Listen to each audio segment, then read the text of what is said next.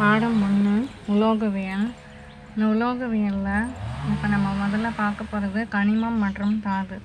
கனிமம்ன்றது இயற்கையில் அகழ்ந்து எடுக்கப்பட்ட ஒரு பொருள். அது தனித்தனி நிலையிலே இருக்கலாம், ஆனால் அது ஆக்சைடு சல்ஃபைடு போன்ற சேர்ம நிலையிலையும் இருக்கும்.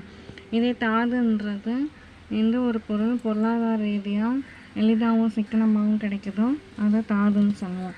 தாதுவுக்கு எடுத்துக்காட்டு சைனாக்களி, அதாவது Al2O3 SiO2 2H2O. இந்த சைனாக்களி ஃபார்முலா பார்த்திங்கன்னா அலுமினா, Al அப்படின்னா அலுமினியம், ஆக்சிஜன் சேர்ந்திருந்தால் அலுமினா, Siனா சிலிக்கான், அந்த சிலிக்கானோட ஆக்சிஜன் சேர்ந்திருந்தால்